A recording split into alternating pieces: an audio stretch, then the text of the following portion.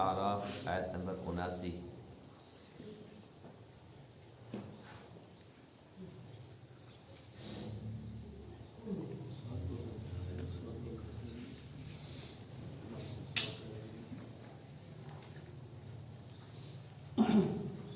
أعوذ بالله من الشيطان الرجيم بسم الله الرحمن الرحيم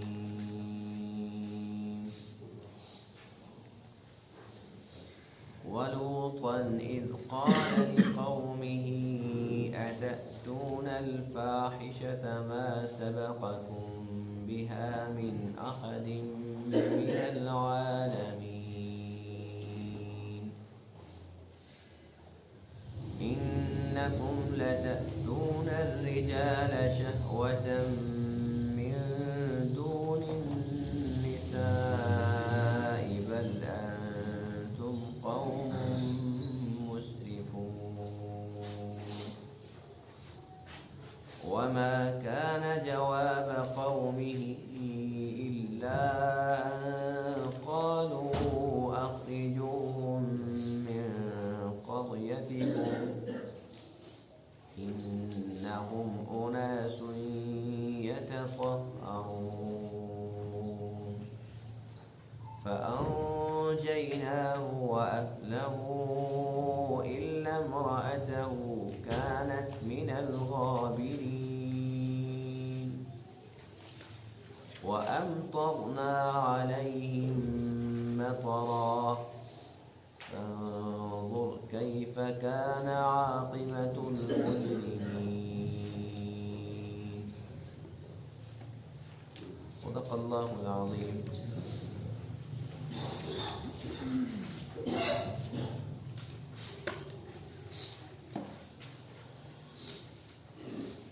آج کے درس میں آیت کریمہ میں قوم لوط کا ذکر ہے، جن کی طرف اللہ تعالیٰ نے حضرت لوط علیہ نبینا علیہ السلام کو مبعوث فرمایا۔ مختلف امتوں کے اندر مختلف قسم کی بیماریاں تھیں، اور مشترکہ بیماری اکثر یہ تھی کہ وہ لوگ شرک کیا کرتے تھے۔ شرک کے ساتھ ساتھ قوم عاد کے اندر تکبر کی بیماری تھی۔ اسی طریقے سے جو قوم ثمود ہے ان کے اندر اسراف کی بیماری تھی، فضول خرچ تھے، بے جا محلات تعمیر کرتے تھے۔ قوم شعیب ہے ان کے اندر ناپ تول کی کمی کی بیماری تھی۔ تو قوم لوط کے اندر شرک کے ساتھ ساتھ ایک اور بیماری تھی کہ وہ لوگ لیواطت کرتے تھے، یعنی کہ وہ اپنی شہوت مردوں سے مٹاتے تھے۔ حضرت لوط علیہ السلام نے انہیں بہت پیارے انداز سے سمجھایا کہ یہ وہ گناہ ہے کہ آج تک کسی امت نے یہ نہیں کیا، کسی قوم کے اندر یہ بیماری نہیں تھی، تو تم کیوں ایسا کام کرتے ہو جو اللہ کو پسند نہیں ہے؟ اللہ تعالیٰ نے انسان کی فطرت کے مطابق اس کے لیے ایک حلال رستہ دیا ہے کہ وہ نکاح کر لے، تو تم کیوں غلط کام کرتے ہو؟ ان لوگوں نے کیا جواب دیا؟ اچھا تو بہت نیک ہے، ہم گناہگار ہیں تو ہم گناہگار ہی ٹھیک ہیں۔ کہنے لگے ایسا کرتے ہیں کہ حضرت لوط کو اپنے شہر سے نکال دیتے ہیں، یہ نہیں کہ ہم اپنی اصلاح کر لیں۔ کہنے لگے کہ یہ اپنے آپ کو بڑا نیک بتاتا ہے، نعوذ باللہ، حالانکہ اللہ کے نبی تو نیک ہوتے ہیں، معصوم ہوتے ہیں، لیکن ان لوگوں نے یہ تنزن کہا کہ بڑا کہتے جی میں تو نیک ہوں، میں یہ کام نہیں کرتا، تم نہیں کرتے تو نہ کرو، لیکن ہمیں کیوں منع کرتے ہو؟ جب یہ لوگ حد سے بڑھ گئے اور اللہ کے حضور توبہ نہ کی، اللہ تعالیٰ نے ان کو جو عذاب دیا وہ بہت خطرناک، بہت سخت عذاب تھا، اور وہ یہ تھا کہ اللہ تعالیٰ نے ان کی بسی کو اوپر اٹھا کر اس کو الٹ دیا، اور اس کے بعد جب یہ نیچے گر رہے تھے اس وقت اللہ تعالیٰ نے ان کے اوپر پتھروں کی بارش برسا دی، اور پتھر بھی ایسے تھے جو بڑے سخت قسم کے، نوکیلے کھنگر قسم کے پتھر تھے، اور اللہ کا قرآن بتلاتا ہے کہ وہ مسومۃ عند ربک، وہ نام زد تھے کہ یہ فلاں کو لگے، اللہ کی طرف سے باقاعدہ طور پر ہر پتھر پہ کہ یہ کس کو لگنا ہے، اللہ کی طرف سے پہلے سے وہ طے شدہ تھا کہ یہ فلاں کے سر میں لگنا ہے، فلاں کی کمر پہ لگنا ہے، فلاں کی فلاں جگہ پہ لگنا ہے۔ تو جب اللہ کا عذاب آ جائے اور وہ بھی اتنا بڑا عذاب، تو پھر کون بچ سکتا ہے؟ تو لوط علیہ السلام اور آپ پر ایمان لانے والی آپ کی بیٹیاں تھیں، یہاں تک کہ آپ کی بیوی بھی کافرہ تھی، وہ بھی آپ پر ایمان نہیں لائی، تو اس پر بھی اللہ کا عذاب آ گیا تھا۔ وَلُوطًا إِذْ قَالَ لِقَوْمِهِ أَتَأْتُونَ الْفَاحِشَةَ، اور ہم نے لوط علیہ السلام کو نبی بنا کر بھیجا جب انہوں نے اپنی قوم سے فرمایا أَتَأْتُونَ الْفَاحِشَةَ، کیا تم بے حیائی کا کام کرتے ہو؟ مَا سَبَقَكُمْ بِهَا مِنْ أَحَدٍ مِنَ الْعَالَمِينَ، یہ وہ کام ہے کہ جو تمام جہانوں میں کبھی کسی نے تم سے پہلے نہیں کیا۔ انکم لتأتون الرجال، کہ بے شک تم آتے ہو مردوں کے پاس، شہوتاً شہوت رانی کے لیے، من دون النساء عورتوں کو چھوڑ کر، بل انتم قوم مسرفون، بلکہ تم حد سے بڑھنے والے لوگ ہو۔ وما کان جواب قومہ، لوط علیہ السلام کی قوم کا جواب نہیں تھا، الا مگر یہ کہ ان قالو، ان لوگوں نے کہا، اخرجوہم من قریتکم، کہ بھائی ان کو اپنی بستی سے نکال دو، انہم اناس یتطہرون، یہ اپنے آپ کو بڑا پاک بتاتے ہیں۔ فانجیناہ، بس ہم نے لوط علیہ السلام کو نجات دی، واہلہ، اور اس کے گھر والوں کو، الا امرأتہ، سوائے ان کی بیوی کے، کانت من الغابرین، وہ پیچھے رہ جانے والوں میں سے تھی۔ وَأَمْطَرْنَا عَلَيْهِمْ مَطَرًا، اور ان کے اوپر ایک خاص قسم کی بارش برسائی۔ فانظر، پھر دیکھیے، کیف کان عاقبۃ المجرمین، کیسے انجام ہوا مجرم لوگوں کا۔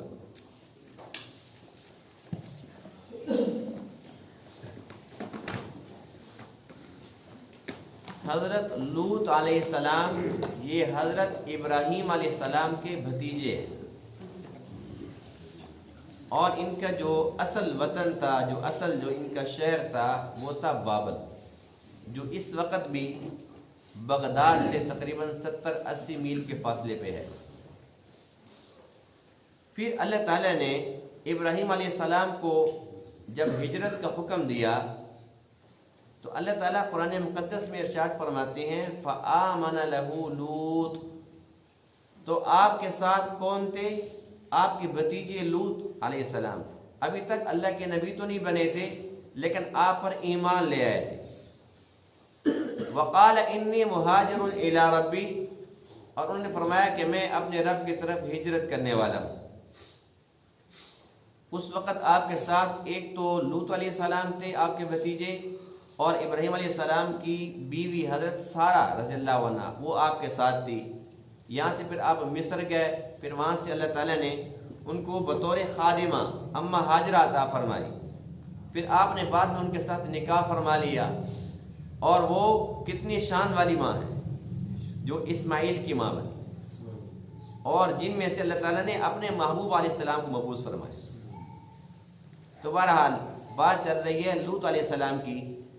پھر بعد میں اللہ تعالیٰ نے ان کو شرق اردن کا علاقہ دیا اور ان کو نبوت سے سرفراز فرمایا۔ تو انہوں نے بھی بڑی محنت کی۔ کون ایسا نبی ہے جو اپنی امت پہ محنت نہیں کرتا؟ لوط علیہ السلام نے بڑی محنت فرمائی۔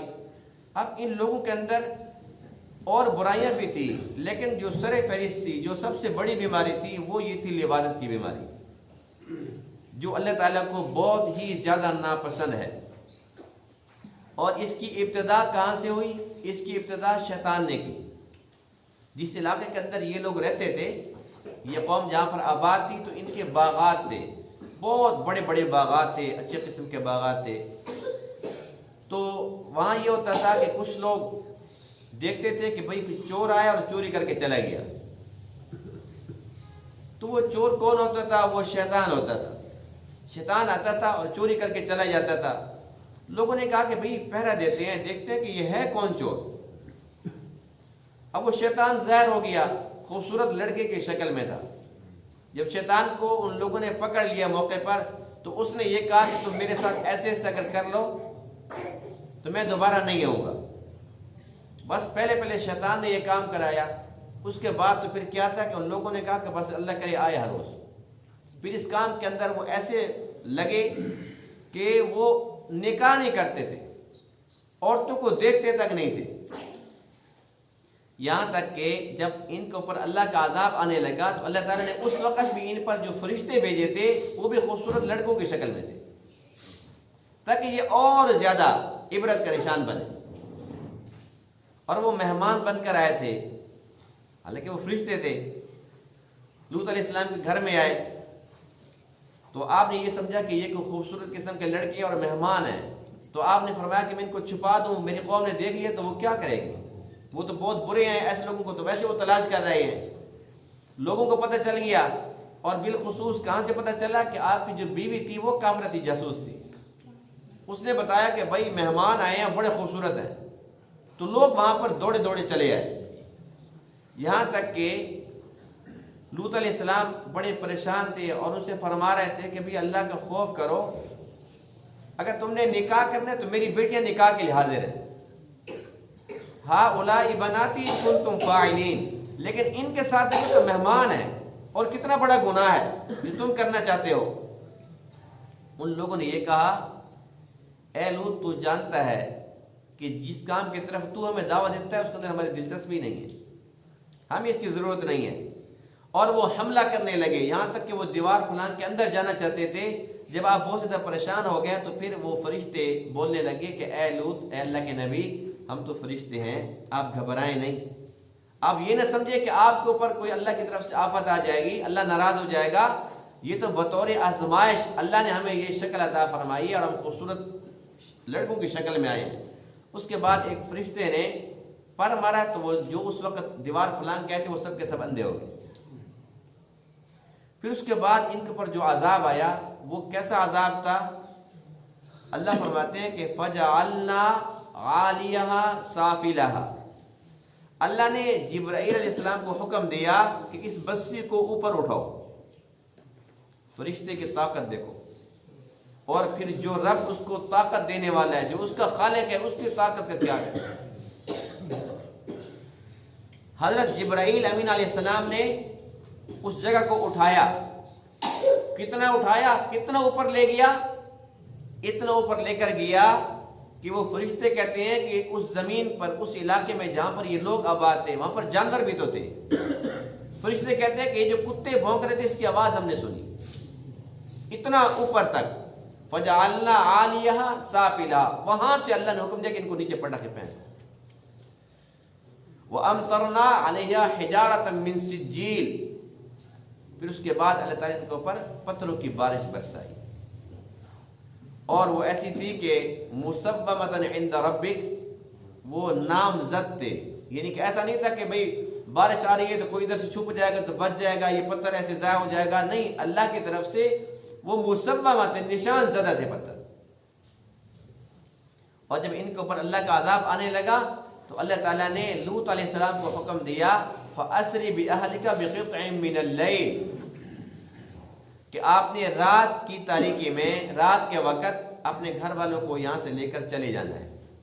لوط علیہ السلام یہاں سے چلے گئے، اور جو آپ کی بیوی تھی چونکہ وہ کافرہ تھی وہ نہیں گئی تھی، اس پر بھی اللہ کا عذاب آیا تھا۔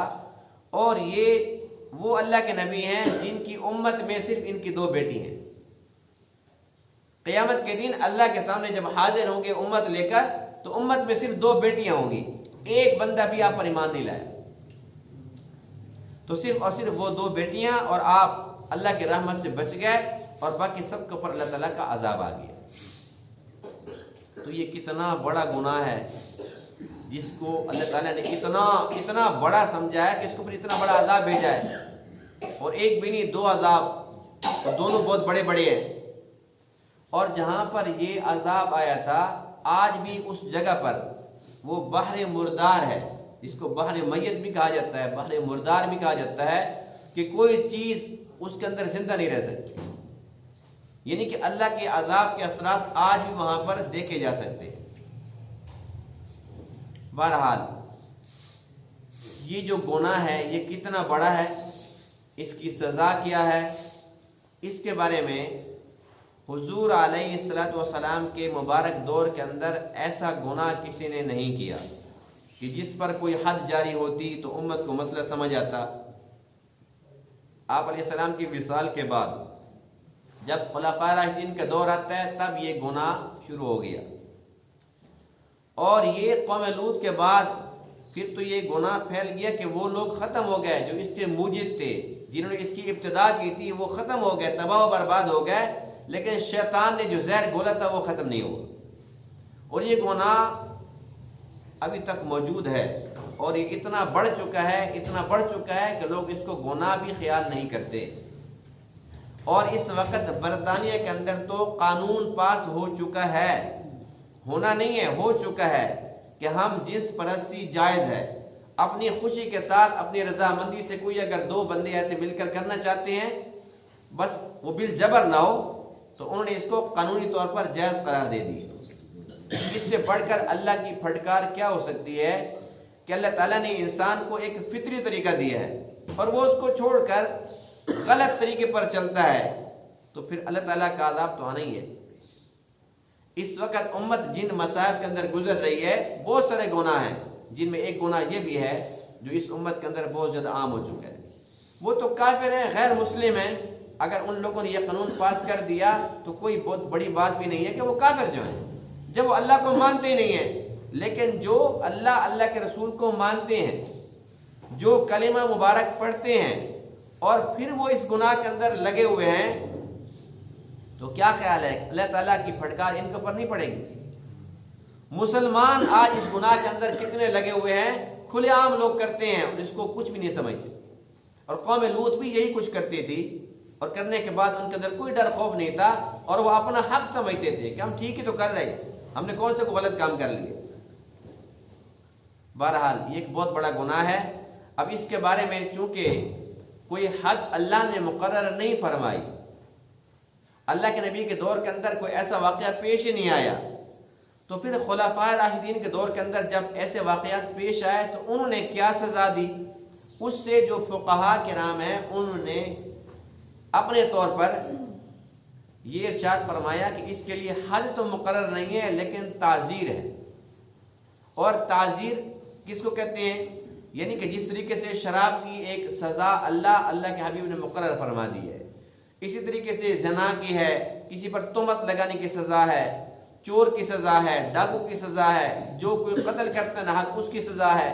جو قرآن کے اندر موجود ہے اسے کہتے ہیں شرعی حد، اور جو قرآن کے اندر موجود نہ ہو تو اس کو فقہاء امت نے اپنی اصطلاح میں فرمایا کہ یہ ہے تعزیر۔ جیسے کہ تعزیر پاکستان کا بھی ایک اپنا آئین ہے، اگرچہ وہ اسلامی نہیں ہے لیکن کچھ شکیں ہیں اسلام کے نام پر، کچھ شکیں اس میں داخل کی گئی ہیں۔ تو تعزیر کس کو کہتے ہیں کہ جو حاکم وقت ہوتا ہے اس کی ثوابدید پر ہے کہ وہ کیا سمجھتا ہے۔ اگر وہ چاہے تو اس کو قتل کرا دے، کہتے ہیں بھی بہت بڑا گناہ ہے، اس نے بہت بڑا جرم کیا ہے، اس کو قتل کر دو، تو وہ حد تو ہے کوڑے مارنا، اس سے بھی بڑی سزا وہ کہتے ہیں کہ اس کو سولی پر لٹکا دو، 3 دن تک لٹکا رہے، تو حاکم کی ثوابدید پر ہے۔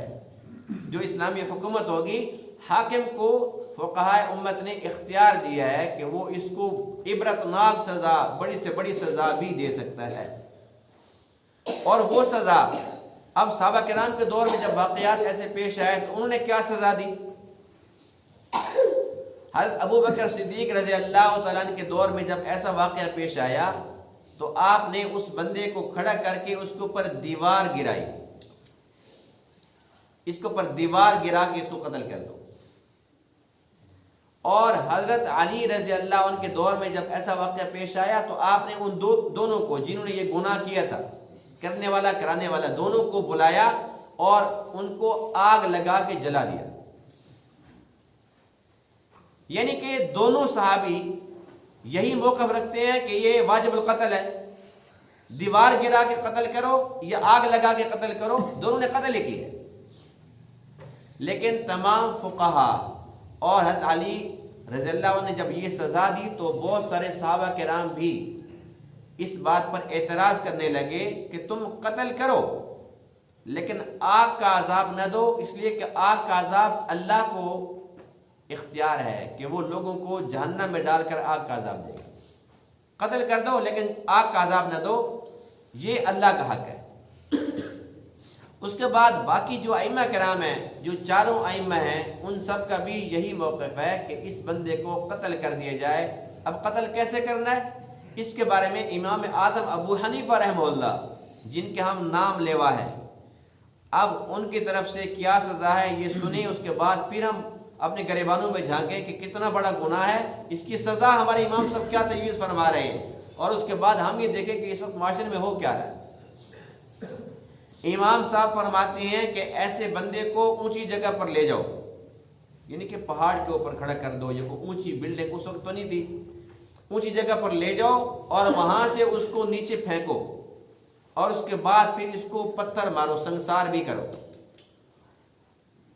اور ان سے پوچھا گیا کہ آپ نے یہ سزا کیوں تجویز فرمائی، تو وہ فرماتے ہیں کہ دیکھتے نہیں ہو کہ اللہ نے کیا سزا دی تھی، اللہ نے سزا یہی دی تھی نا، فَجْعَلْنَا عَالِيَهَا سَافِلَهَا، جبریل کو فرمایا کہ اس کو اوپر لے آؤ، پہلے اوپر لے گئے، فرمایا کہ اوپر سے نیچے پھینکو، نیچے پھینکا، اس کے بعد فرمایا کہ وَأَمْطَرْنَا عَلَيْهَا حِجَارَةً مِّن سِجِّيلٍ، پتھروں کی بارش برساؤ۔ تو جو اللہ نے کیا میں تو وہی سزا بتا رہا ہوں، ہم آسمان پر تو بندے کو نہیں لے کے جا سکتے، جیسے کہ اللہ تعالیٰ نے جبریل کے ذریعے اوپر ان کو پہنچایا تھا، لیکن یہ تو کر سکتے ہیں نا کہ کوئی بھی جگہ اگر اونچی ہو جتنا انسان کے بس میں ہے، وہ یہ چاہتے ہیں کہ اتنا ہم اونچا لے کر جائیں کہ اللہ کی چاہت ایسے مجرم کے لیے جائے گی۔ بات دل کو لگتی کہ نہیں لگتی؟